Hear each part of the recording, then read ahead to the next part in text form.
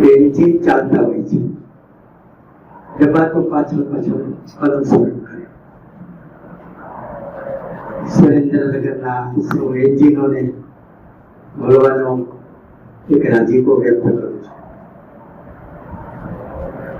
આપણે જે વિષય રાખ્યો છે પ્રકૃતિ દેવો ભવ, એ આપણા માટે નવો નથી. સૂર્યની પૂજા, ચંદ્રની પૂજા, વૃક્ષોમાં હું પીપળો જોયો કૃષ્ણ કે એનો વડસાવિત્રીની વાત કરીએ, નદીઓની વાત કરીએ, એટલે આપણામાં પ્રકૃતિ પૂજા સ્વાભાવિક છે. દુનિયાના તમામ પ્રશ્નોના જવાબ પણ પ્રકૃતિ પૂજામાં છે, અને દુનિયાના તમામ પ્રશ્નોની પૂજા એ ભારતીય તત્વજ્ઞાનમાં છે. એક વખત દુનિયાના તમામ ધર્મચારીઓ ભેગા થયેલા,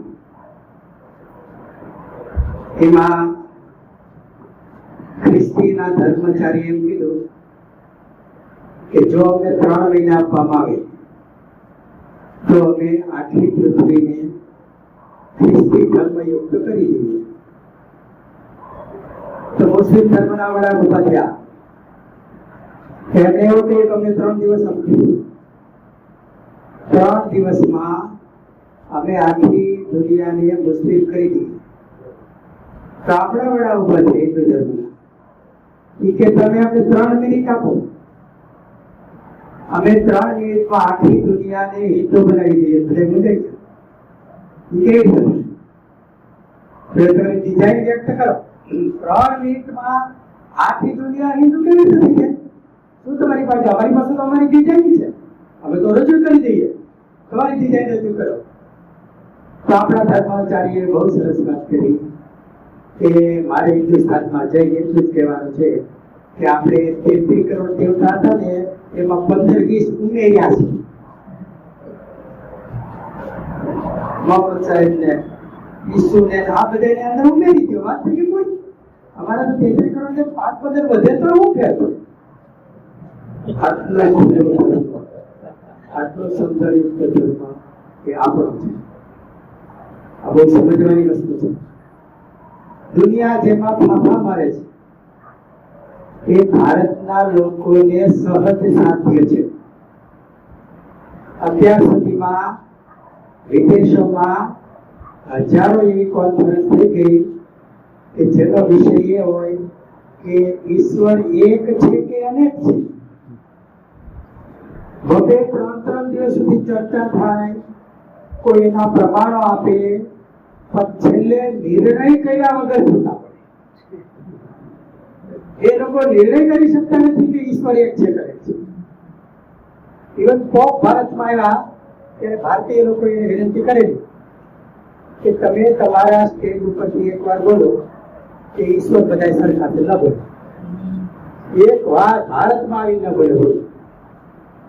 એને બદલે તમે આપણે ગામડામાં જાઓ, અભણમાં બોલો, એ તમને કે છે ભગવાન બધા હરખું ભગવાન તમે છે. અને બ્રાહ્મણ નામ લેવાનું કે શું કે તમે જેમ માનતા હોય એમ નામ લ્યો. વિચાર તો કરો કે આના પીએચડી વાળા જાણતા નથી, એ આપણા અભણ વાળા જાણે છે કે ભગવાન બધા સરખા જો, ભગવાન એક જ છે, સબકા માલિક એક. એ આપણે કહીએ છીએ દુનિયાને પચતું નથી અને મગજમાં બેસતું નથી. જેમ એવું કહેવાય છે કે ઇંગ્લેન્ડ જેવા દેશમાં હાવ અભૂત મારા હોય, એને ખબર હોય છે કચરો ક્યાં નખાય. એ આપણા પીએચડી વાળા નથી. અને આપણા અભણ વાળાને ખબર છે કે ઈશ્વર એક છે, એ ત્યાંના પીએચડી વાળા ખબર છે. પ્રકૃતિ દેવાન ભવ, જેના આપણે સહજતાથી પૂજક છીએ. પ્રેશરથી નહીં, સમજાવવા નહીં, સહજતાથી પૂજક છીએ. અને પૂજક એટલા માટે છીએ કે એની સાથે આપણે જોડાયેલા છીએ. એની સાથે આપણે એનીથી દૂર થઈ શકાય એમ નથી. કોઈ એમ કે અમે ચંદ્રને માનતા નથી, સૂર્યને માનતા નથી, તરત વિટામિન ડી કોમ્પ્લેક્સ ખાધી ઉભી થાય. ડી તો ગોતવા જવું પડે, બાટલા ચડાવવા પડે, સૂર્યથી દૂર જવું. અને તો દુનિયાને લાગુ પડતો પ્રશ્ન, ધર્મને લાગુ પડતો પ્રશ્ન નથી. એટલે સર્વ સાહિત્યિક ધર્મ તરીકે હિન્દુ ધર્મને એટલા માટે બધા સ્વીકારે છે. હમણાં હરિદ્વાર ગયો કોઈ સંસ્થામાં જઈ ગયા તો 500 જેટલા વિદેશીઓ, 500 જેટલા વિદેશીઓ યજ્ઞ કરતા. આપણે વર્ષ થયું ને તો ગયો તો ઉભા થાય, પછી પુષ્પ આમ નાખો તો આમ નાખે, આમ પગે લાગો તો આમ, એટલા રસથી કામ કરે, એટલા રસથી કામ કરે. આપણાને તો કઈ એટલા રસથી જોતા ભાગે જ કામ કરે. એક વિધિ કનાકાર એ કરી, એક વિધિ એને કનાકર કરી. એટલે આ લોકો સમજ્યા વગર કરે છે એવું નથી માનતા. પણ હવે ધીમે ધીમે કરતા એમને સમજણ આવી છે અને આ સમજણના મૂળમાં ભારતીય તત્વજ્ઞાન છે. આમ તો બરાબર સમજવું હોય તો સાંખ્ય દર્શન જોવું. સાંખ્ય દર્શન જેમાં 5 કર્મેન્દ્રિય, 5 જ્ઞાનેન્દ્રિય, પંચ મહાભૂત અને 5 તન્માત્રા, આ 20 તત્વોનો બહુ સરસ મજાનો આલેખ સાથેનો વર્ણન કરેલો છે. તમને બધાને ભલામણ કરું છું કે જૈન દર્શનના પણ છે, એટલા માટે સાંખ્ય દર્શનનો અભ્યાસ કરવો જોઈએ.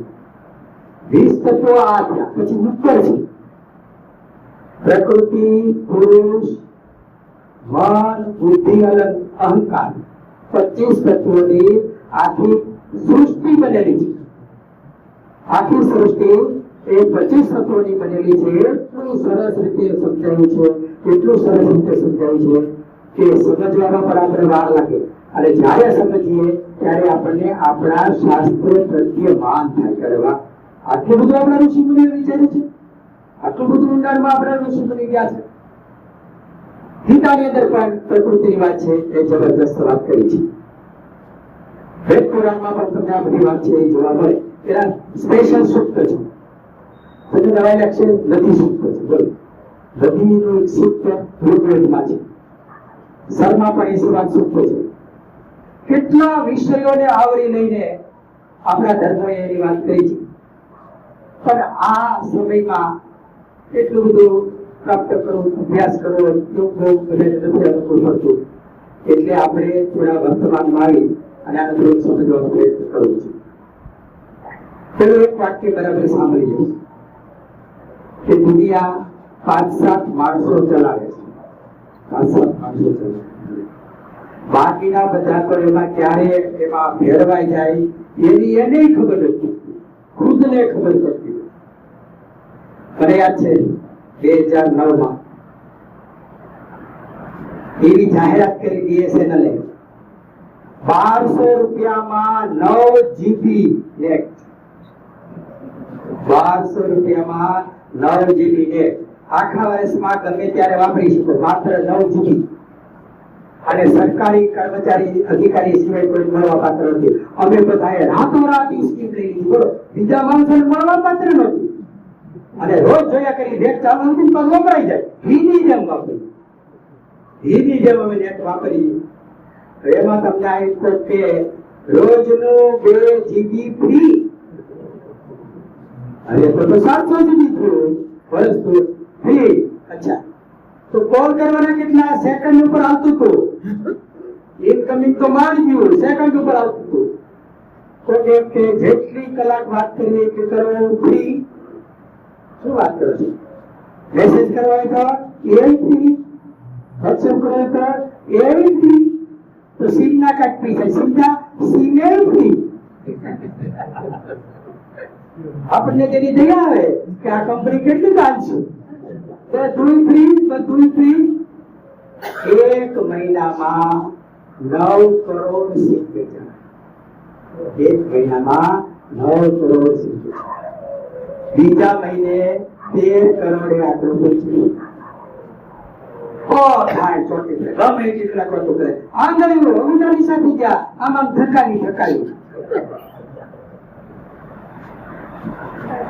4-5 મહિના થયા અને હવે એની જાહેરાત કરી. હવે જેને આ સીમ ચાલુ રાખવું હોય તે રજીસ્ટ્રેશન કરાવે. મને એમ થયું અડધા નીકળી જશે, અડધા નીકળી જશે. કોઈ નીકળ્યું નહીં. પછી હવે 72 દિવસના 300 ભરો, 72 દિવસના 400 ભરવું, 72 દિવસના 500 ભરવું. પોતે ભરે, પત્ની ભરે, દીકરો ભરે, દીકરા બહુ ભરે, દીકરી ભરે.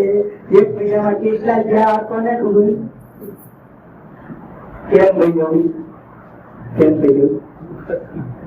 એક ભાઈ પોતાના પતિને બેન પોતાના પતિને લઈ ડોક્ટર પાસે ગયા. જલ્દી કરો શું થયું? આના પેટમાં સાપ ઘૂસી ગયો. જીવ શું વાત કરો? આવું પછી કેમ થયું? કેમ પૂછો? એનું મોઢું ખુલ્લું રાખી શું કેમ છે? સાપ કરી ગયો, ઉડાડ્યું નાખતી તો અંદર ગયો. ડોક્ટર મંગાણો આવું પછી કેસ આવ્યો નથી. થોડો વિચારી કરી કહે છે કે છોકરા લઈ આવો, છોકરા બેવડી ગયા. એને ડોક્ટરને ખાલી બોલી આવ્યા, ડોક્ટરને આપી. આમે ઓલા ભાઈ કેસ આવ્યા, એકટાનો સિંગનો ખાઓ, એકટાનો રેવડીનો ખાઓ, એકટાનો સિંગનો ખાઓ, એકટાનો રેવડી ખવાઈ ગયું કેવું કાલે છે. 15 દી સિંગ રેવડી ખવાડી બોલો ટીકાનો થાય.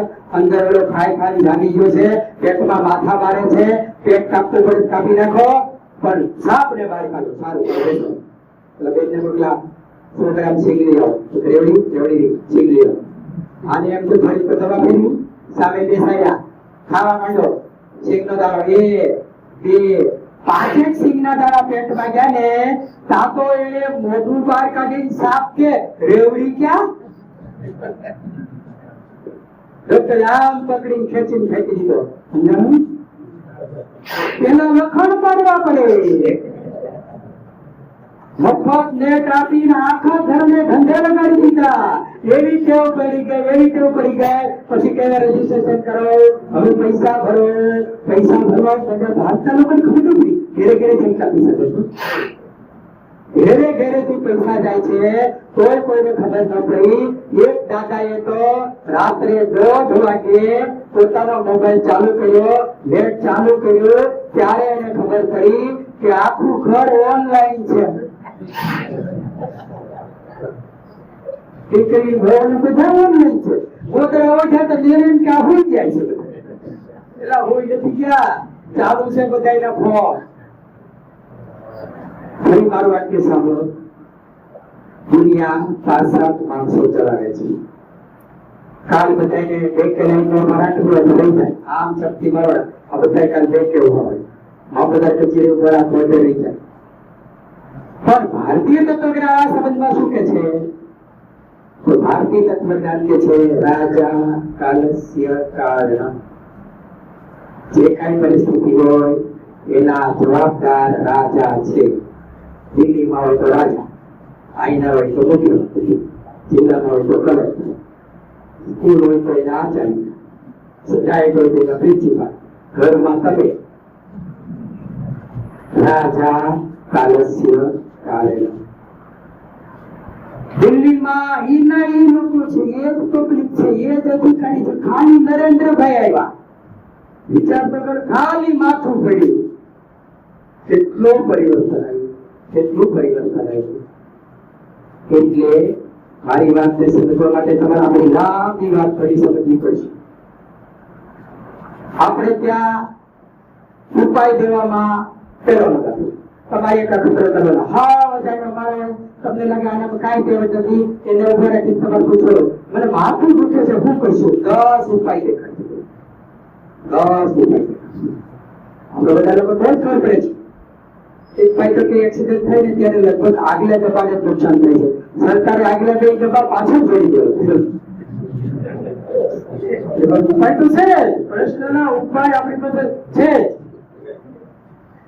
મને કે આપણે તમાકુનું આટલું આંદોલન કરો છો, કેન્સરના દાખલા જોશો ને એટલો ખર્ચો થઈ છે, યુવા પેઢી બરબાદ થઈ છે, આટલી વાત કરો છો, તો સરકારે તમાકુ પર પ્રતિબંધ નથી આવ્યું. પ્રતિબંધ મૂકી દો, વાવવાનું બંધ કરે, એક બાજુ વાવવાનું, એક બાજુ માર્કેટિંગ કરે, અને પાછા તમને બધા સલાહ દેવા આવે તમાકુ ખાવું. એવું ના હાલે. પ્રતિબંધ મૂકી દો. આ ગલ્ફના દેશોમાં છે જ નહીં તો મરી જાય. અરે આપણે કોરોનામાં તમાકુ રદ કરી દઈશું, ગુજરી ગયા તો બધા ક્યાં જીવન જરૂરિયાતની વસ્તુ છે. પ્રતિબંધ મૂકી દેવો જોઈએ. હવે એનાથી જાય તો આપણે એનો હતું એટલું સરકારને ના હતું, અધિકારી કઈ નથી આવે. પ્રશ્ન ક્યાં છે? આ કેસ સુપ્રીમ કોર્ટ સુધી ગયેલો છે. પ્રતિબંધ મૂકવાનો. સુપ્રીમ કોર્ટે બહુ સરસ મજાનો અર્થઘટન કર્યું અને ફેસલો આપ્યો કે આ ભારત દેશ લોકશાહી દેશ છે, સ્વતંત્ર દેશ છે. ભારતની પ્રજાનામાંથી કોઈ નાગરિકને તમાકુ ખાઈ મરવું હોય તો સરકાર ના પાડી શકે નહીં.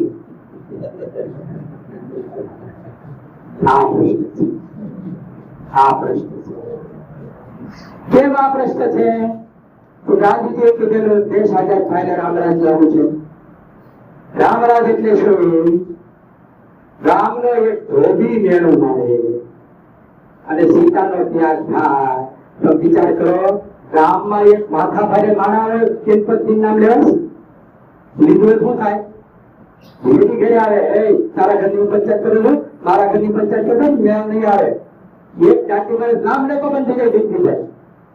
ગામનો એક દાદો જો આવો દાદી મારતો હોય તો રાજા વડે ધોબી કે શું આપતો બીજી નામ લે, બીજી નામ લે ના, કોઈ રામ રાજ્ય ના કહેવાય. તમે વિચાર કરો, સીતાનો ત્યાગ કર્યો. એક ઉત્તર રામચરિતમાં એક બહુ સરસ કથા. સીતા એક વખત એવું કીધું કે મારે આ કામ કરવું છે, મારે બની જવું છે. કેમ? હવે આજે અયોધ્યાના માણસો જો મારી માટે શિક્ષા કરતા હોય, કાલ સવારે આ છોકરાઓ જન્મે અને અયોધ્યાના પબ્લિક એમ કે રામના છે હું ખાતરી, તો તે બીજા દિવસે ટેસ્ટ થતો શું જવાબ દઈશું? ત્યારે એને વાલ્મીકી અદ્ભુત જવાબ દીધો. સ્ત્રીઓના ઇતિહાસમાં ગૌરવપૂર્વક જવાબ. વાલ્મીકી કીધું કે તારા છોકરાને એવા તૈયાર કર કે અયોધ્યા સામેથી કે આ રામના છોકરા હોય. અને હમણાં રાવણને મહિરાવણને બધાને મારીને આવેલા ને પકડી પૂરી દીધા. નાના એવા છોકરા આવે અયોધ્યામાં સોપો પડી ગયો કે આ લક્ષ્મણને રામને તો લક્ષ્મણને આ રીતે દશા થાય, હનુમાનજીને બાંધી દે. આ રામના છોકરાએ ઈ મેળા બોલવા સમજો તોય રામ સીતાને લઈ આવ્યા નહોતા. તમે સમજવા જેવું છે, આવ્યા નહોતા. અને વાલ્મીકી એનો રસ્તો દેખાડ્યો. રામ રાજ્ય કહેવાય. શું ખબર છે? લવ કુશ અને બીજા છોકરા છાત્રાલયમાંથી જાય, અયોધ્યાની શેરીમાં જાય, રામ કથા કરી. અને એમાં સીતાને શું દુઃખ પડ્યું એ વર્ણવ્યું. સાંભળનારી પ્રજા રડવા મળી કરે ને, આવું અમારા થકી સીતાને દુઃખ પડ્યું. અને એવો લોકમત ઉભો થયો કે લોકો રામ પાસે ગયા સીતા લઈ આવો. આ રામ રાજ્ય કહેવાય, આલોકશાહી કહેવાય, આલોકશાહી કહેવાય.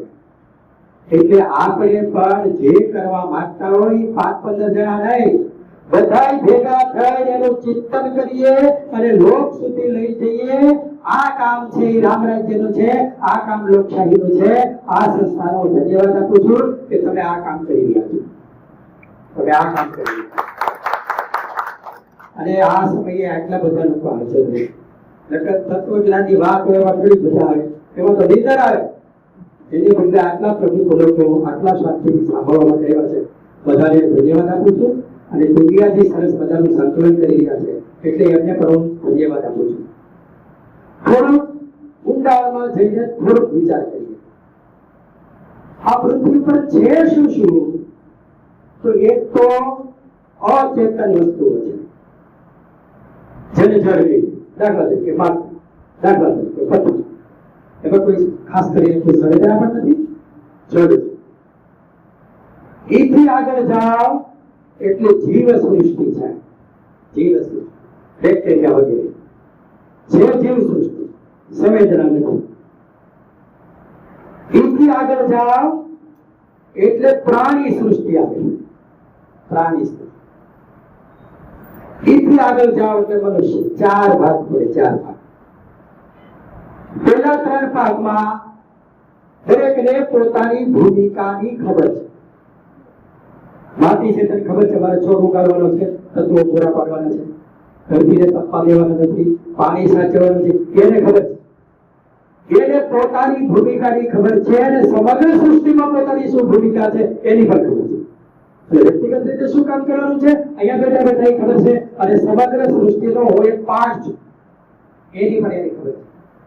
આ બેક્ટેરિયા બધા સક્રિય છે, બધા કામ કરે છે. અને પ્રાણી શબ્દ શેમાંથી આવ્યો? પ્રાણ માટે જીવે છે તે પ્રાણી. ખાય છે શું કામ? પ્રાણ બચાવવા માટે. સમજો તો લાકડી લેશો ભાગશે શું કામ? પ્રાણ બચાવવા માટે, જેને માટે પ્રાણ કેન્દ્ર સ્થાને છે અને એ તમામ પ્રવૃત્તિ પ્રાણીને ધ્યાનમાં રાખીને છે એટલે એને પ્રાણી કહેવાય. આ પણ સૃષ્ટિમાં બધું જ ગોઠવાયેલું છે, એના કોઈ પ્રશ્ન નથી. જંગલમાં કઈ પ્રશ્ન નથી, સૌની રીતે લડી રહ્યો છે, એમાં કઈ વાંધો નથી. અને બધા જ મુખ્ય એકમ સાથે જોડાયેલા છે, સપોર્ટમાં છે. આ બહુ અગત્યની વસ્તુ છે અને સમજવા જેવી વસ્તુ છે. પ્રકૃતિને સમજવું હોય તો ક્યાંથી શરૂ કરવું પડે? સપોર્ટ સપોર્ટ સપોર્ટ કોન્ટ્રાસ્ટ નથી. ઉપર આવે મનુષ્યની વ્યાખ્યા સમજો. મનમાં જીવે છે તે મનુષ્ય, મનથી જીવે છે તે મનુષ્ય. આપણે બધા છીએ આ એક જ સક્રિય છે, પરંતુ બેસી જાઓ, હાથમાં કાંઈ ન હોય, પગમાં કાંઈ ન હોય, આ ચાલુ હોય, દિવસે તો ચાલુ હોય, રાત્રે ચાલુ હોય, સુતા પછી વધારે એક્ટિવ થાય, નો જવાજ નથી આવે રાતો મારી. માણસ મનમાં જીવે છે. સાંભળો, માણસ મનમાં જીવે છે. આ બહુ અગત્યની વસ્તુ છે. એટલા માટે પછી એના ચેતનમાં એમ, અચેતનમાં કોન્શિયસ, સબકોન્શિયસ, અનકોન્શિયસ, પ્રેરણાનું જનરલ વાંચો તો થોડું વિશેષ ખબર પડે. પણ બહુ જ ડિટેલમાં ઘણા બધા લોકો ઉતર્યા છે. એટલા માટે આપણે એને મનોવિજ્ઞાન પણ કહીએ છીએ. હવે સમજવાનું શરૂ થાય, હવે સમજવાનું શરૂ. એક નાની એવી વાર્તામાંથી તમને ખ્યાલ આવશે કે ક્યાંથી આપણે સમજવાનું શરૂ કરવું. પેલા મનુષ્યો નહોતા, પછી બધા દેવોએ વિનંતી કરી બ્રહ્માને મનુષ્ય બનાવો. મનુષ્ય બનાવવાની પણ આવું કંઈક બનાવો, એમ મનુષ્ય નામ ખબર પડી બનાવો. બ્રહ્માએ 2-3 મહિના સુધી પ્રોજેક્ટ પદ્ધતિમાં કામ કરે, એમ કામ કરીને એક મનુષ્ય બનાવ્યો. અને દેવો સામે મૂકતો, કણા દેખાવે, કણા બુદ્ધિ આ તે વાત થોડી વાકે. દેવો સામે રજૂ કર્યું. દેવો કીધું બોલો તમારો અભિપ્રાય આપો. તો દેવોએ મોઢા બગાડ્યા. તમે તો આપણી જેવું જ આઈટમ બનાવી, આપણી જેવા કાન, આપણી જેવી બુદ્ધિ, આપણી જેવી ક્ષમતા. હવે પૃથ્વી માટે આપણી ક્યાં જરૂર હતી? તમે આ પૃથ્વી લોકો પકડી જાઓ, આપણી હવે કઈ જરૂર છે નહીં. ભગવાને ધ્યાન રાખ્યું આ ભૂલ તો નહીં છે. તો બ્રહ્માજી એક કામ કરો, આ મોડેલ રિજેક્ટ કરી નાખો, નવું બનાવો. અરે તમે 6 મહિના ત્યાં પ્રોજેક્ટ પદ્ધતિથી જે કામ કરો તો રિજેક્ટ નથી કરવું, આમાં કાંઈક સુધારો કરો. એ વાત સાચી છે. એટલે બ્રહ્માજીએ આ મોડેલમાં એક નાનો એવો સુધારો કર્યો, પછી રજૂ કર્યું દેવો સામે. દેવો મોઢામાં આવી નાખી ગયા. ઓહો, તમે તો વધારે ડાઉન કરી દીધું, આ ક્યાંયનું મેળ નહીં રહે. બહુ કરી તમે, હવે શું કરવું? બ્રહ્માજી કે ધરે બહુ કરી, હવે આમાં પાછો થોડોક સુધારો કરું છું. બસ આટલી વસ્તુ તમને સમજાઈ ગઈ છે એટલે મનુષ્યનું કર્તવ્ય ક્લિયર થઈ જાય.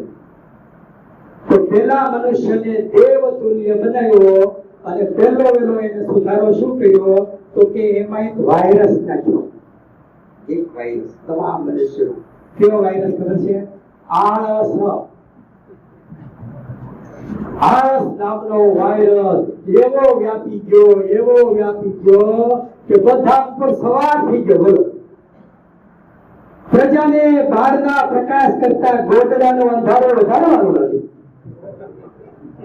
મોડા સુધી સુવે, ખેંચાય એટલું ખેંચીને દોઢિયા તો ઇતિહાસ સુધી જાય. છોકરું આયા તો પાણી ભરે, બીજું આયા તો ચશ્મા, આયા તો પેલા નીકળતા બંધ થઈ જાય. બસ એટલે પેલા ઉભા થઈને હાલવાનું ગાવું પડે. પણ વાયરસ એટલે કીધું તમે બહુ કર્યું. આ તમે વાયરસ આળસ નાખ્યો. હવે આ કૂતા દેશે, ખાવા ઉભા થશે, પાછા સુઈ જાય, પીવા ઉભા થશે. આ કાંઈ કામ નહીં કરે, પાણી બનાવી દીધું. હવે એને સુધારો કર્યો પાછો. આ બધો પાછો સુધારો કર્યો અને સુધારાનું નામ રાખ્યું એન્ટીવાયરસ. એન્ટીવાયરસ લોન્ચ કર્યો. આ એન્ટીવાયરસ જે લોન્ચ થયો, અત્યાર સુધી માનવ જાતે કરેલી પ્રગતિના મૂળમાં આ એન્ટીવાયરસ છે. આ એન્ટીવાયરસ છે. અને માનવની જે કાંઈ અધોગતિ થઈ રહી છે એના મૂળમાં પણ આ એન્ટીવાયરસ છે. એટલે આપણે આ બધું સમજવા માટે એન્ટીવાયરસ ને સમજવો પડે. આ એન્ટીવાયરસ એટલે કયો? કર્મ સ્વાતંત્ર્ય. બહુ જ મોટો શબ્દ છે, બહુ જ મોટો શબ્દ છે. કર્મ સ્વાતંત્ર્ય. કર્મ સ્વાતંત્ર્ય એટલે શું? ગાય ભૂખી મરી જાય પણ માંસ ન ખાય, સિંહ ભૂખ્યો મરી જાય પણ ઘાસ ન ખાય. શું કામ?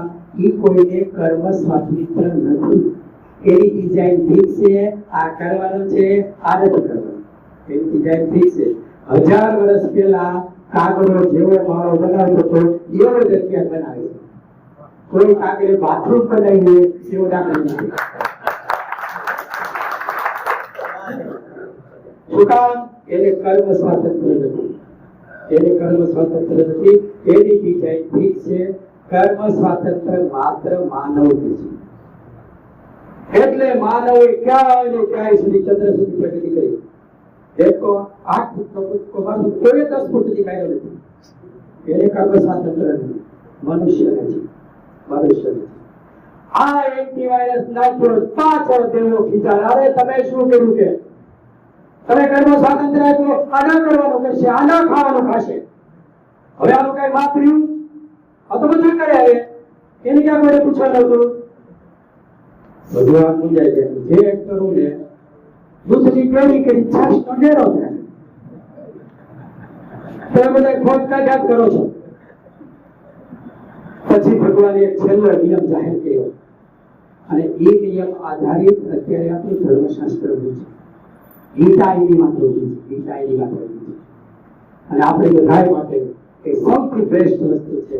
અને એ છે ભગવાન એમ કીધું કે મેં એને કર્મ સ્વાતંત્ર્ય આપ્યું છે, ફળ સ્વાતંત્ર્ય નથી.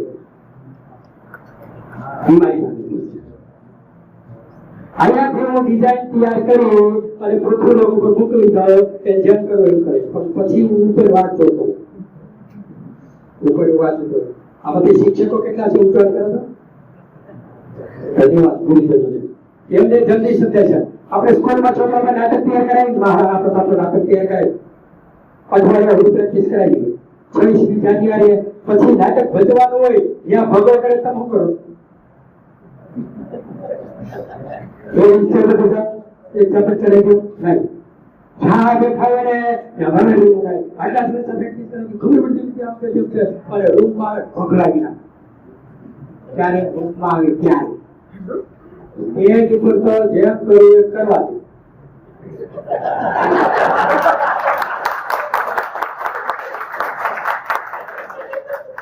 આ સમજ અમે નાના હતા બહુ નાટક કર્યું. દિવાળી સુધી કર્યું.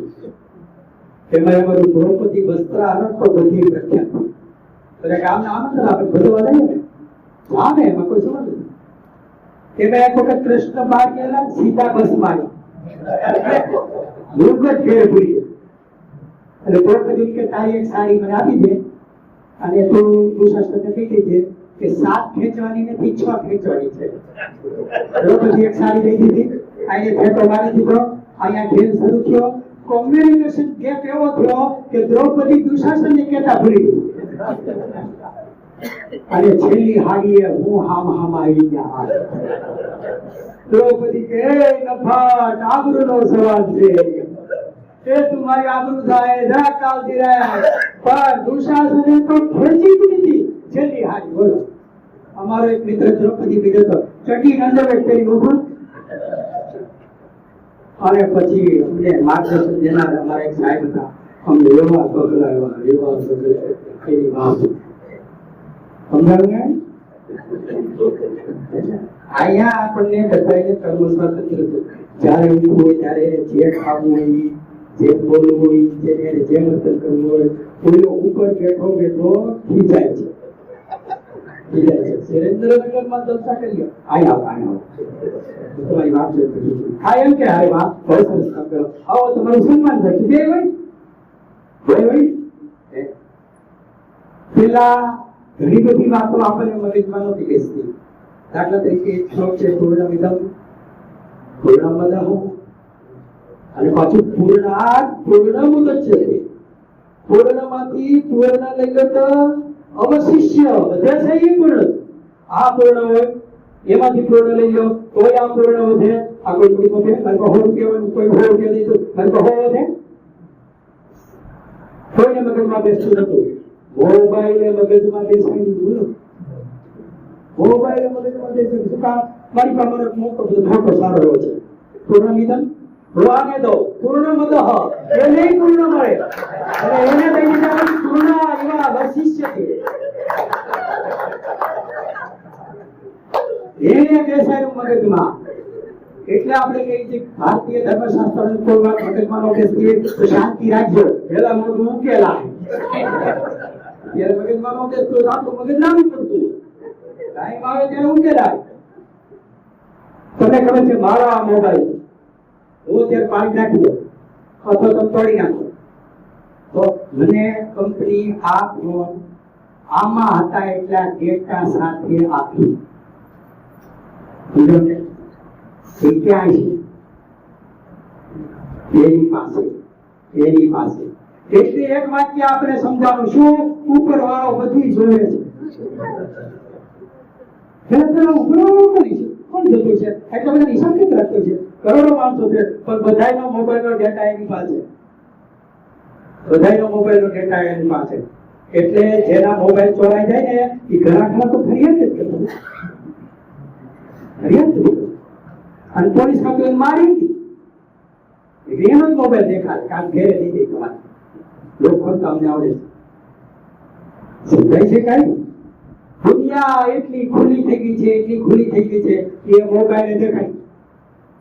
એટલે માણસને કર્મ સ્વાતંત્ર્ય છે, ફળ સ્વાતંત્ર્ય નથી. આ કર્મ સ્વાતંત્ર્યનો ઉપયોગ કરી માણસ ચંદ્ર સુધી પહોંચ્યો, આટલી બધી શોધ કરી, આટલી સુવિધા આપી, આટલું જે કાંઈ કર્યું એ કર્મ સ્વાતંત્ર્યને કારણે કર્યું.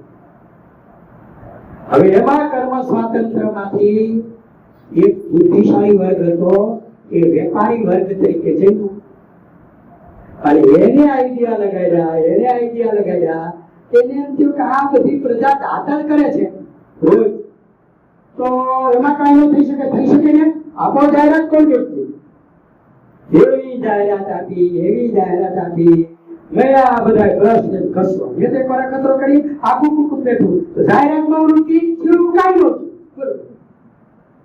એવા આપણે બધાએ બ્રશ ઘસ્યા કે ખાલી બ્રશ વધ્યા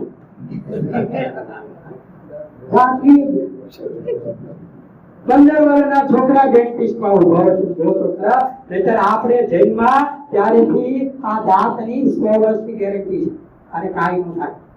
અને કેવી રીતે કાંઈ ન થાય? આપણે દાંતણ કરતા કોઈ સમજાવે છે દાંતણ કરતા એટલે કઠણ દાંતણ ચાલતા આવે આવી જાય છે એ રોટલો ન ચાલી શકે, બધું ચાલી શકે. રોજની પ્રેક્ટિસ હતી.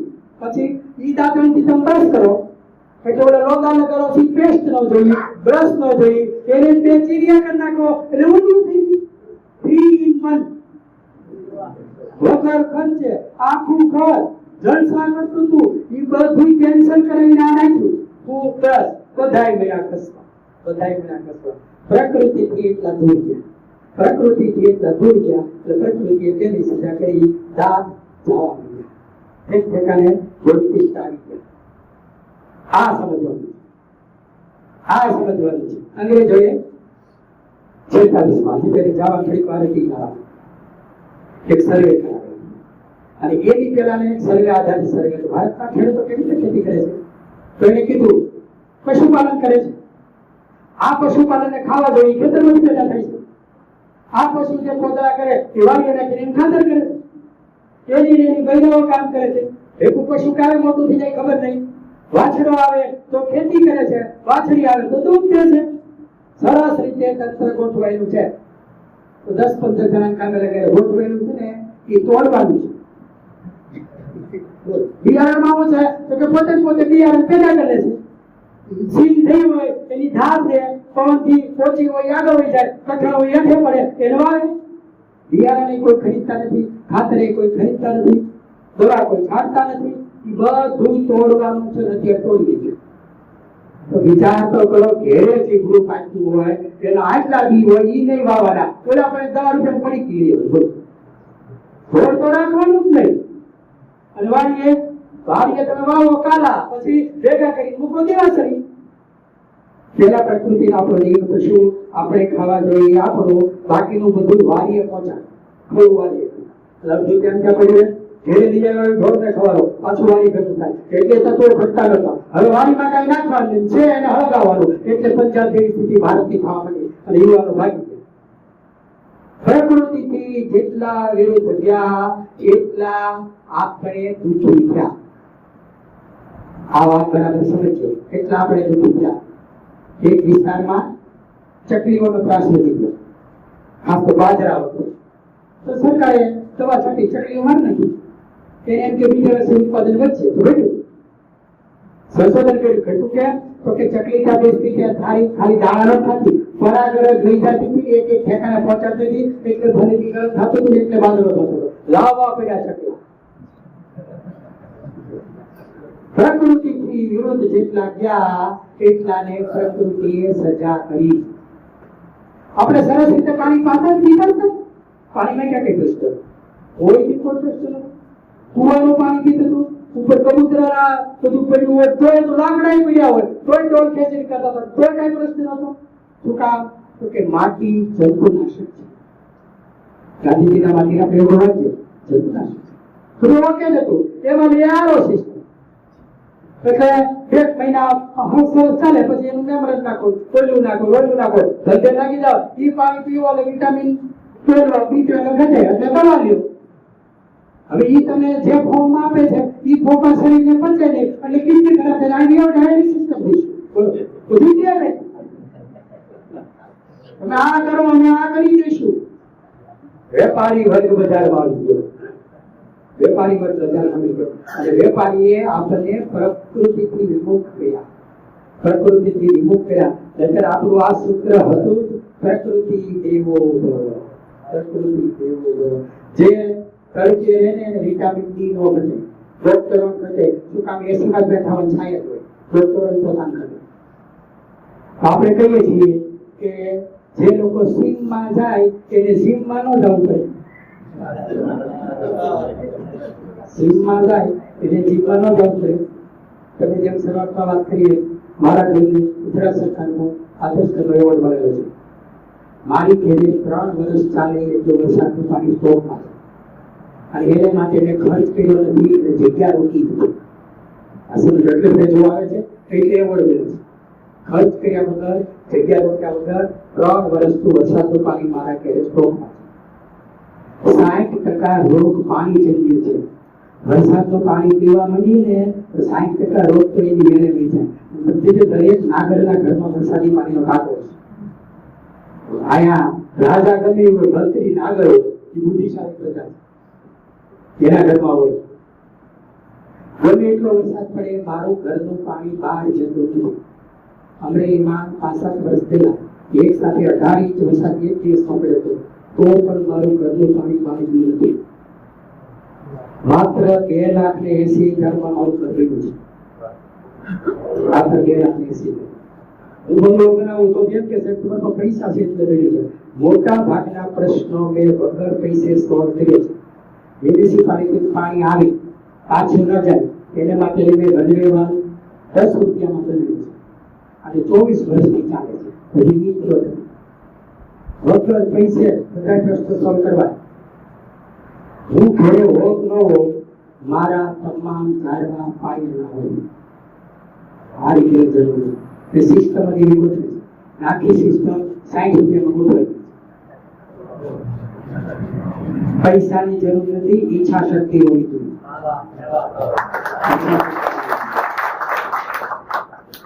તમે આ ખબર કરજો, તમે જેમાં પડો ને જેમાં એનું જ્ઞાન સામેથી તમારી પાસે આવી ઉભું રહેશે.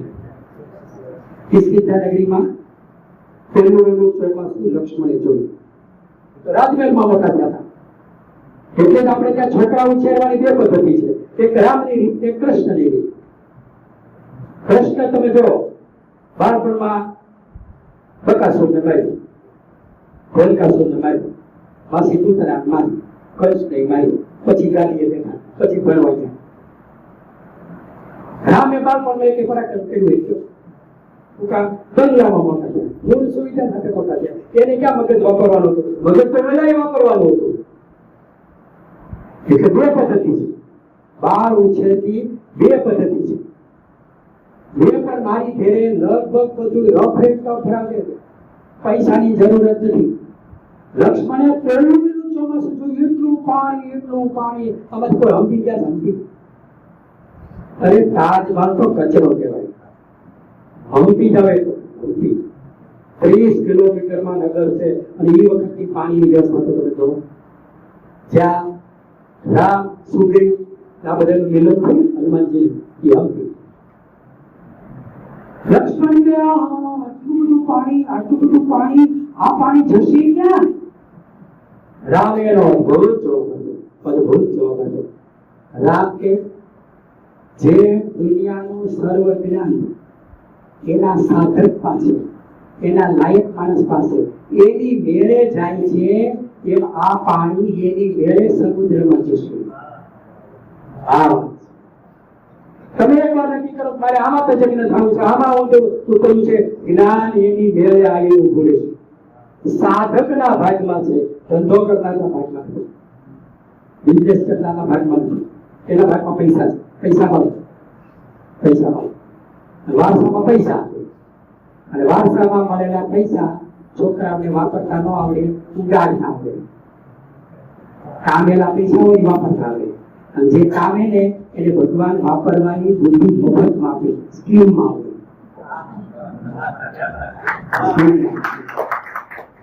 અને જેના છોકરાઓ વારસા માટે ઝઘડ્યા, પોલીસમાં કેસ કર્યો, કોર્ટમાં કેસ કર્યો, એટલે મા બાપ તરીકે એ નિષ્ફળ ગયા છે. એ તો ઉઘાડું પ્રમાણપત્ર છે. જ્યાં આપણે વધારે શક્તિ ખર્ચીએ છીએ ને તેની હું વાત કરું છું. આપણે ત્યાં વાપર્યા હોય હજી વાપરવાના હોય. બે લેખા જમાવટ ભરાતી હોય એને બોલ્યા વાપર છે, ઉડાડ છે. આ બહુ સમજવા જેવી વાત છે. એટલે પ્રકૃતિમાં તમને જે ઈચ્છા થાય એ બધું જ તમારી પાસે આવી જશે. ઇઝરાયલ એક ફૂટ જગ્યામાં ઘરનો શાકભાજી કરે છે. મારો વિડીયો જોઈ લીધો, એમાં વિગતવાર વાત કરી છે. મારા ઘરની રચના એવી છે કે બહાર પવન હોય તો મારા ઘરમાં મિડલમાં જાતો પવન લાગે. થોડો અભ્યાસ કરવો પડે. અમરેલી જિલ્લાની ભૌગોલિક સ્થિતિ એવી છે કે 365 દિવસમાંથી 300 દિવસ પૂર્વ પશ્ચિમ પવન ચાલે. અને તમે મકાન એવું બનાવો, પૂર્વ પશ્ચિમ સામસામું વેન્ટિલેશન કરો, પવન આવે. મકાન હંમેશા ઉત્તર બાજુ હોવું જોઈએ. હવે તમે એને આ બાજુ કરો, દક્ષિણ બાજુ, તો હું સવારથી હાલ સુધી તડકો હોય, અને આ બાજુ તપે, ઓલી બાજુ તપે, એવું ક્યાં? આ સમજવાનું છે. મારી ઘરે ગુજરાતી ટાઈપમાં તો 1000 ઝાડ હતા. 1000 ઝાડ પાણી ચેક નહીં કરવા. પાણીના 9 ટાંકા હતા, 9 ટાંકા ભરેલા હોય, ચેક નહીં કરવા, ભરેલા છે. આવું ગોઠવી શકાય છે. અને આ માટેના મારા 57 ઇનોવેશન યુટ્યુબ ઉપર છે કે જેને તમે સામાન્ય પ્રશ્નો વગર પૈસે સોલ્વ કરી શકો. યુટ્યુબ ઉપર કનુભાઈ કરતા લખશો એટલે હું પોતે પ્રગટ થઈશ.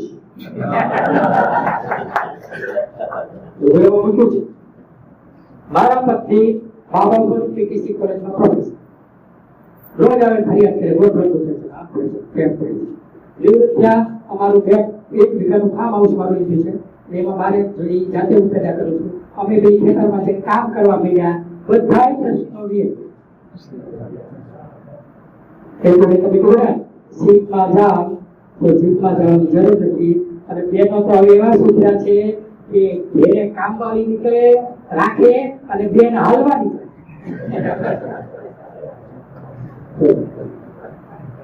આપણે નિરીક્ષિત જાય તો આપણને એમ થાય કે હાલવા નીકળ્યા છે કે હાલી નીકળ્યા છે.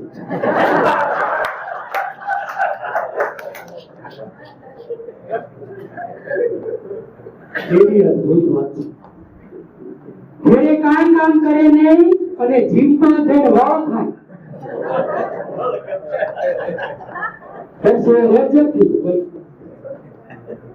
આજે અમારા એમપી નો વર્ગ હતો ને એમાં મેં શિક્ષકોને ખાસ અપીલ કરી. શું કહે છે?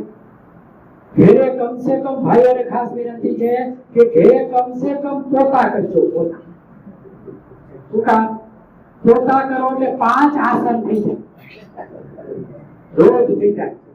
અને એમાં તમે શેટી નીચે પોતા કરો તો 7 આસન થાય.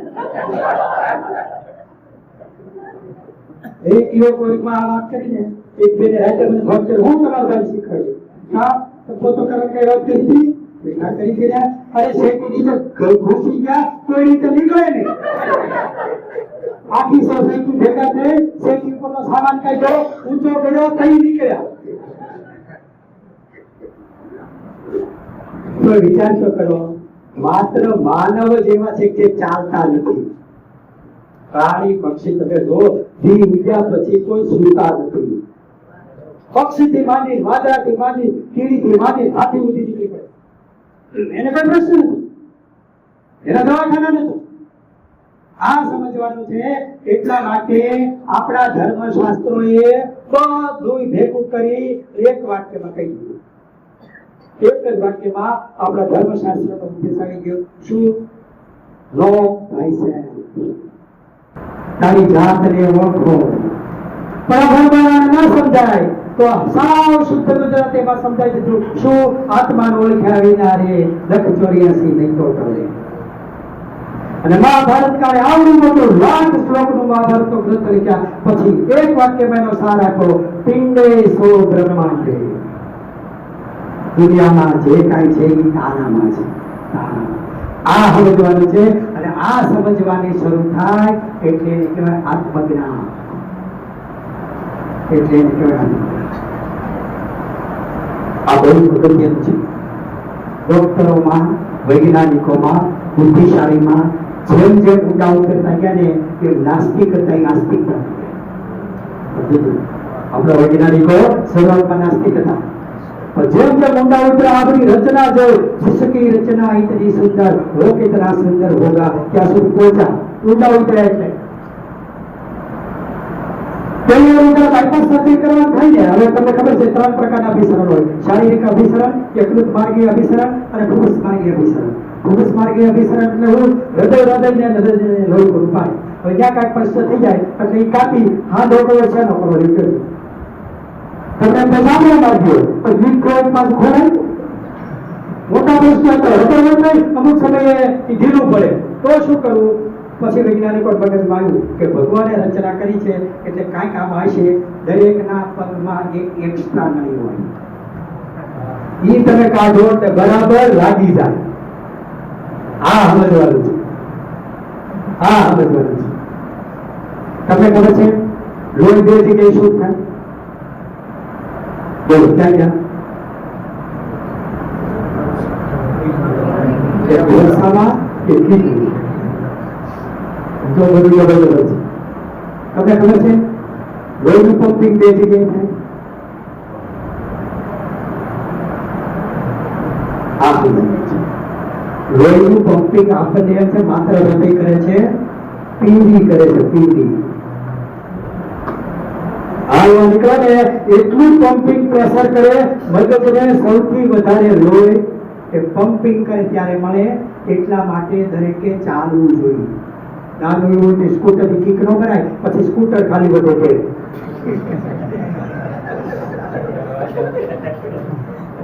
અને ચાલવાનું સ્વાભાવિક હોય છે ભાઈ હવામાં હાલવા નીકળે અને સ્કૂટર લઈને શાકભાજી લેવા દે એટલે હાલી શાકભાજી નીકળે બે ગમતી છે વાસ્તવિક જીવન જોડી છે પેલા આપણે મંદિરે જતા વાડીએ જતા હવામાં લોટે જતા હાલતા જ સ્વાભાવિક હતું હાલવા પણ નીકળવાનું હોય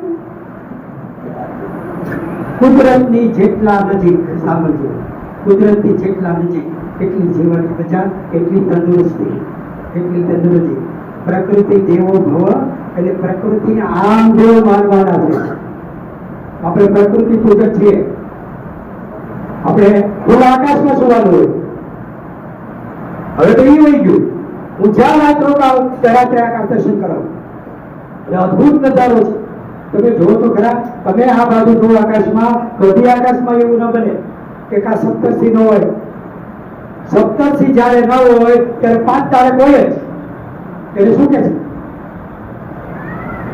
હે સપ્તર્ષિ માં 7 તારા હોય 5 તારક ના હોય છે સર્વિસના 5 તારા હોય સપ્તર્ષિ નો પહેલા 2 તારા અને લંબાવો ધરતી સુધી અને વચ્ચે ભટકાવી ધ્રુવ તારો અને એમ આકારનું સર્વિસના નક્ષત્ર છે પહેલો બીજો તારો છોડી દો ત્રીજો ચોથો તારો ભેગો કરો અને એમ કરો જ્યાં ઈ ધ્રુવ તારો ધ્રુવ તારો ઉત્તર દિશા દેખાડે છે, એની ઉપર તો આપણું વાહન મોટું ટકે છે. તો દક્ષિણ બાજુ તો દેખાતો નથી ધ્રુવ તારો, તો એ અગત્યનો તારો છે. ધ્રુવ તો ખરા કુદરતે કેવી રચના કરી છે. અને આકાશમાં જો જેમાંથી કાંતિપથમાંથી જેમાં ચંદ્ર નીકળે એ તિથિ એ પ્રમાણે બધું ગણતરી કરવાની હોય, એ રાશિ હોય, એ નક્ષત્ર હોય, 12 નક્ષત્ર છે. આવડી મોટી સૃષ્ટિ, આટલો બધો અભ્યાસ આપણે કરેલો છે. ફ્લેટમાં હોઈ ક્યાંય જાય નહીં, ઘરમાં પડ્યા રહીએ, ઘરમાં એસી, ગાડીમાં એસી, પછી આ દેશી વ્યૂ જાય બધું. જેના કારણે આપણે 100 વર્ષ જીવતા હતા એ જતું રહે, એટલા માટે પ્રકૃતિમાં વધારે રહેવું જોઈએ. પ્રકૃતિ દેવો ભવ. અને મને પોતાનો અનુભવ છે કે મિત્રો ખાસ તમે પણ અનુભવ કરજો. તમે જેની નજીક જાઓ ને એ તમારી સાથે વાતો કરે. હવે સમજવા જેવું છે. ધન્વંતરી એ છોડને પૂછતા કે તારામાં કઈ ટેબલ છે, મનુષ્યના કયા રોગ દૂર કરવાની ટેબલ છે, અને છોડ એને કહેતો, અને એની પરથી આવી રીતે લખાણું છે. તમે જો મારે ત્યાં ગયા હશે, મારે બહુ ગૌરવ હોય બોલું બસ હજુ બધું કહેવા માંગે તમારે દવા છાંટો, બેના છાંટો, તો સૌથી વધારે હા બોલજો ચોરી મારે ગૌરવ આવે ત્યારે. અને મેં કૃષિને કહ્યું તો પૂછ્યું કે આમ કેમ થયું, જેને દવા છાંટી તે ઓછી થઈ અને મારે વધારે થઈ. મને કે સાહેબ જે વસ્તુ કુણી હોય, મારું દૂધી બધેલો છે, મારો સિંગ છે, એ કુણી હોય તો તમે અભ્યાસ કરે, એમાં ફળ ફૂલ ક્યારે આવે? તો શું કરવાનું હોય? દૂધીનો વેલો હોય, તમે થોડુંક આગળ વધે ને પછી તમે ડોકું કાપજો, તરત આવશે ફૂલ, તરત આવશે દૂધી. બરાબર છે. હવે બધાને આ બુદ્ધિ ન હોય તો ભગવાન બોલો પછી મોકલે, ઘરો મોકલે. એ કુણું હોય ત્યાં ચોટી જાય, વધવા જ ન દે. અને પછી ઈ જાગવું પડે એટલે મોડો પછી એમ કરે ભયું જાય અને કાંડાળી આવે તેને ખાઈ જાય, એટલે ખાનાર આવી જાય. અને પછી એની અંદર એટલો ફાલ આવે એટલે તમારી ત્યાં ફાલ આવ્યો છે. કુદરતે જબરજસ્ત રચના કરી છે. ખાલી એને સમજવાનો પ્રયત્ન કરીએ ને તો ઈશ્વરમાં માનવા માંગીએ. હું તો મારો દાવો છે કે આપણે કુદરતને શું આપવાના હતા એટલું આપણે આપ્યું છે. એટલું આપણે કમ સે કમ કુદરતને ડિસ્ટર્બ ન કરીએ. હાલવા દઈને કોઈ માનવ જાતની મોટી સેવા છે. મારી ઘરે આટલું વરસાદનું પાણી બહાર જતો નથી. તેનું કારણ શું? તો કે મારો મુખ્ય પીવાનો ટાંકો છે, એમાં પાણી જાય છે. ઈ ભરાઈ જાય એટલે એનો ઓવરફ્લો વાપરવામાં છે. ઈ ભરાઈ જાય એટલે એનો ઓવરફ્લો દોડમાં છે. અને બાદલ ઘાટ બધાય જેટલું દોડમાં પાણી કાઢવો છે એટલું નાખવા માંડો તો પાણીનો પ્રશ્ન સોલ્વ થઈ ગયો. એક દાખલા લખું છું કે બુદ્ધિ વગરની ભેંસ કહેવાય. રાત્રે તમે અંધારામાં બાંધી ખાવાનો રચકો નાખો એ બહુ ભાવે, એમાં એક આંકડાનું પાન નાખો, સવારે જોશો રચકો ખાઈ જાય, આંકડાનું પાન પડ્યું છે. બુદ્ધિ વગરની ભેંસ તે રાતના 12 વાગે અંધારામાં ખબર પડે છે શું ખવાય શું ન ખવાય.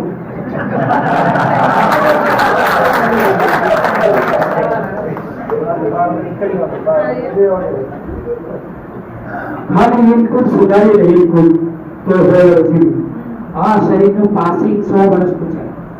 પાસિંગની ચોકડી હોય ને 100 વર્ષ થયા.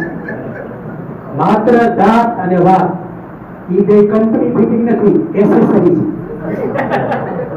પાછળથી આવે એટલે ટાઈલ પડે, દાંત વ્યા જાય, કોઈ કાન થયો ન કરે કારણ કે કંપની ફિટિંગ છે.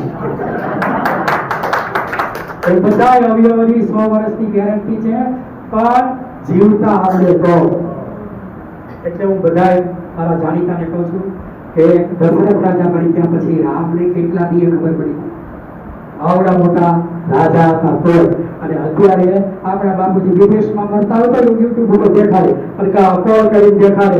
એટલે રાજા રામ પાસે સુવિધા હતી એની કરતા વધારે સુવિધા આપણી પાસે છે. હવે જો જીવતા આવડે તો ટાઈમ પૂરો થાય છે. એટલે બે વાત કહી અને મારું વક્તવ્ય પૂરું કરું. પહેલી વાત તો એ, ચોખ્ખું દૂધ ખાવ અથવા ન ખાવ, બે જ વિકલ્પ છે. કે પ્રયોગના સર્વે કરીને આંકડા જાહેર કર્યા, ગુજરાતના લોકોને ચા થાય એટલું જ દૂધ ગુજરાતમાં પેદા થાય છે, બાકીનો બહોળો ન જોઈએ. સમજો બરાબર.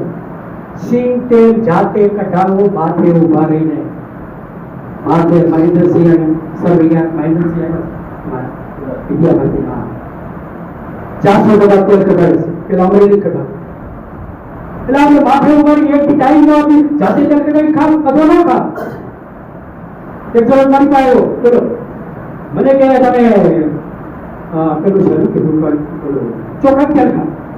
ચોખા તેલ નીકળે હા, અને ચોખા કાઢ અને હલવાનું એટલે તો દાણો ઘસ, સિંગનો દાણો ઘસ પર તેલ આવી છે, એરંડી દાણો ઘસ તેલ આવી છે, હાલે ચોખા ભાઈ ઘસો. એટલે ભાઈ એને પાછું DRC ફોન કર્યો, સાહેબ તો આમ કે છે.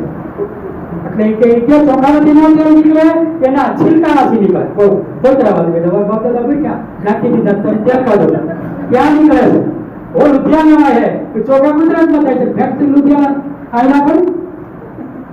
તો વિચાર કરો, ચોખાનું તેલ આપણને પકડાવા આવે, બોલો કોઈ વિચાર કરે નહીં ચોખાનું તેલ નો નીકળે, પણ ચોખા ખાય અને બુદ્ધિશાળી માણસો ખાય. આપણને બનાવવા માટે એક વર્ગ બજાર માંગ્યો છે, એની છેતરાઈ નહીં ને ઈ પ્રકૃતિ જેવો ભાવ. પછી બીજું સમજો, બેનો ખાસ સમજો, શાક માર્કેટમાં જાવ ત્યારે કયું શાક લેવાય? હા બોલજો, મને એક ભરોસો છે કે ભાઈ એ કઈ વાત લઈ જાઓ કે ન જાઓ, આ તો લઈ જ જશે એવી વાત. કઈ કયું શાકભાજી લેવાય? સસ્તા સસ્તું લઈ લેવાય. શું કામ? સીઝન હોય, પછી ભોગ પાક્યું હોય, પછી દવા છાંટવી એમાં પોહાણ ન પડે, કારણ કે 10 રૂપિયા કિલો થાય. સસ્તામાં સસ્તું હોય શાકભાજી લેવા. અને બીજા નંબર યાદ રાખો, વેલા વાળા તમામ શાકભાજી દવા વગર થાય છે. ઈસોડા, દુધિયા, કારેલા, ગલકા, ચીમડા એ દવા વગર થાય છે. ઓફ સીઝન માં લેવું હોય તો વેલા વાળા, નહીતર સસ્તામાં સસ્તું હોય લેવું. આ બધું જ્ઞાન, તેની પ્રત્યેની સંવેદના, એનું નામ કહેવાય પ્રકૃતિ પૂજા. પ્રકૃતિ પૂજા. અને આ પ્રકૃતિ પૂજા જ્યારે સ્વાર્થ વગરની હોય, ત્યારે આપણા બધાની ભૂમિકા સંતોની આવે છે, જ્ઞાની આવે છે, દ્રષ્ટાઓની આવે છે. આપણે બધા એક કક્ષાએ માનસિક રીતે આવીએ છીએ. માનસિક રીતે બધાને બેતાળા આવે ને આવે. મને હજી બેતાળા નથી આવ્યા, મારા માનસિક નથી. બસમાં બેઠો આટલો હલકો કોઈ છાપા વાંચે છે. શું કામ? ઇનપુટ સુધારો, આઉટપુટ સુધરશે. ઇનપુટ સુધારો, આઉટપુટ સુધરશે. જીત કે એ લેવાનું હોય, પ્રકૃતિમાંથી લેવાનું હોય. અને મૂળ ફોર્મમાં હોય ને, મૂળ ફોર્મમાં દાખલા તરીકે તમે શિયાળામાં કોબી લીધી 100% થતો હશે, હવે કાપી નાખો 50% થઈ જાય. થોડીક વાર પડ્યા રહેવા દો, 25% થઈ જાય. પછી તમે બાફી નાખો એટલે 10% થઈ જાય. પછી એને વઘારી ઉકાળી નાખો, બસ ખા. હું બધું કોબી ખાઈએ તો એના ફોર્મમાં ખાઈ નથી. ગાજર ખાવ તો સીધા, કોઈને સુધારવાની જરૂર નથી. દાંત હારા હોય સીધું મોઢું મારો. આ ખાવાની રીત, આ ખાવાની રીત. અને કોઈ હું તમને ગેરંટી આપું છું કે 100 વર્ષ આપણે જીવીશું. અને આની એક જ્ઞાનની એક રીત હોય છે. જ્યારે નર્સરીઓ હાવ શરૂઆતમાં ભજન તમે જુઓ, એના ભજન કેવા છે? મારું વતરાવન છે રૂડું, વૈકુંઠ ધામ નહીં રે જવું. સામાન્ય તરીકે જીવતો નથી આવે, પણ જ્યારે એની બુદ્ધિ પાકી, એની ભક્તિ પાકી, એનું જ્ઞાન જ્યારે સર્વવ્યાપી બન્યું, ત્યારે એના ભજનો જુઓ. અખિલ બ્રહ્માંડમાં એક હું, એક તું શ્રી હરિ. તમે જો તત્વનું ટૂંકનું છુટું લાગે. તમે જો તો ખરા ત્યાં સુધી પહોંચ્યા. આપણામાં પણ જ્ઞાન નરસિંહ મહેતાનું કક્ષામાં આવે, શરૂઆતનું નહીં, નરસિંહ મહેતાનું કક્ષાનું આવે. એને માટે એક ઉદાહરણ દઈ અને મારું વક્તવ્ય છે એ પૂરું કરું છું. નરસિંહ મહેતાને કોઈ એમ કીધું કે સિંહોરમાં એક વકો અને વકી, બે પતિ પત્ની જે ભક્તિ કરે છે ભગવાનની, એની સામે તમારી ભક્તિ કાંઈ.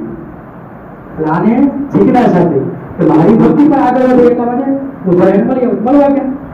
તો ગામના પેલા ચોરા પૂછું કે તમારા ગામમાં વકોડ ભકી રહે છે? તો કે આ મારું ભક્ત છે. તો કે આ મારે એમ મળવું છે તો કે તો દાડીએ જાય છે. ઘેર કોઈ છોકરા મોકરા સંતાન એને નથી દાડીએ જાય છે. તો કે હું ત્યાં મળવા જાઉં તો તમારે એની વાત નહીં કરે. ઈ એમ કે છે મારી ફરજ છે, મારે કામ કરવાનું. રાતે સત્સંગ કરશે તો નરસિંહ મહેતા તો બેઠા જ્યાં વાત આવ્યા હતા અને ગામના લોકો પૂછ્યું બધા ભક્તિની વખાણ કરે છે કેવી ભક્તિ? અરે રોજ ભગવાનને જમાડે, સાધુ આવે એને જમાડે અને કોઈ બી ભગવાન પાસે માંગ્યું નથી. ભગવાને અનેક વાર દેવાની કોશિશ કરી તો એ લીધું નથી. નરસિંહ મહેતા પૂછાય છે ઈ કેવી રીતે બને? ઈ કે હાવ ઘરમાં કાંઈ નહીં. વકોર વકી દાડીએ ત્યાં હતા. વકો આગળ પાછળ 200 ફૂટ 300 ફૂટ વકી હાલી આવે. રસ્તામાં સોનાનો હાર પડ્યો. ભગવાને નાખ્યો છે કે આ એક હાર જડ્યો છે અમારી લઈ લે તો એમ બહુ દિવસ ટૂંકા થાય. એને એમથી હકનો નથી લેવાય નહીં. પણ પાછળ જોઈ તો વકી હાલી આવે. એને એમ તો સીતાજી જો સુવર્ણમાં મોહ્યા હોય તો આ મારી વટી વળી શું છે? એને મોહ થાય એટલે પાછળ જોઈ એને ખબર ન પડે એમ પગે પગે એની માથે ધૂળ વાળું. સાંજે આવતા રાત્રે સત્સંગ શરૂ થયો એટલે ભક્તિએ પ્રશ્ન પૂછ્યો કે આજે તમે રસ્તામાં શું કર્યું મેં જોયું. લોકો મુંજાયો કોનું જોયું છે કે બીજું કાંઈ છે? અને અજાણાને પૂછ્યું શું જોયું તે? સાંભળજો. ઈ કે મેં જોયું સ્વામિનાથ કે રસ્તામાં તમે ધૂળ ઉપર ધૂળ વાળતા હતા.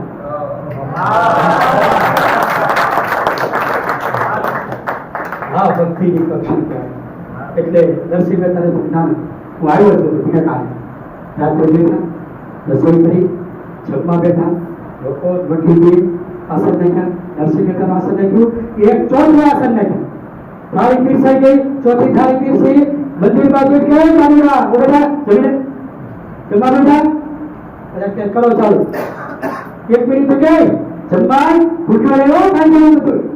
પછી કહેતો નહીં એમ કહેવાય છે મંદિરમાંથી નાનો એવો કાનુડો નીકળ્યો જમવા બેસી ગયો પીરસીથી ખાઈ ગયો અને જાતા જાતા નરસિંહ મહેતા સામે એક નજર કરી નરસિંહ મહેતા કબૂલ થયા. રાત્રે સત્સંગમાં પહેલો પ્રશ્ન નરસિંહ મહેતાએ આ પૂછ્યો કે મારા અનેક કામ એને કહ્યા છે, જ્યારે બોલો ત્યારે હાજર થયો છે, પણ આમ નહીં ઉકેદારો ગાવ કાલા વાલા કહું બેભાન થવાની તૈયારીમાં હોય ત્યારે આવે અને તું ભગવાન નામ બોલે આવે પૈસા ખાઈ લે ભૂખ્યો રે હવે ભગવાન એને વ્યવહાર હોય. અને પછી જે વખાઈ વાત કરી એ મારી છેલ્લી વાત છે અને એ તમારે લઈ જવાની છે. અને એમાંથી પ્રકૃતિ એવો ભાવ આવે એમાં આપણી સમજણની પરાકાષ્ઠા આવે. ઘરે જેને જેમ કરવું હોય કરે, શેરીમાં જેને જેમ કરવું હોય કરવું. મારે સજ્જન થવું મને કોણ અટકાવે છે? મારે જો રહેવું હોય તો મને કોણ અટકાવે છે? મારી ડિઝાઇન મારે તૈયાર કરવાની હોય. વકાએ બહુ સરસ વાત કરી. દર્શિકા ખોટું ન લાગે તને કહું, તું જેલમાં પડાવો અને તે ભગવાનને યાદ કર્યો એ તો બરાબર છે. ગરીબમાં ગરીબ મારા હોય તો દીકરીનો કરિયાવર ગોતે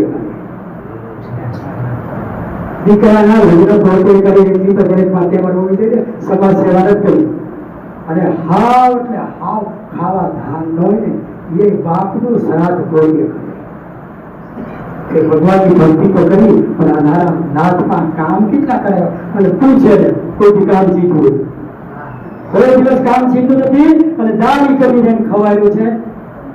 આને કહેવાય ભક્તિ.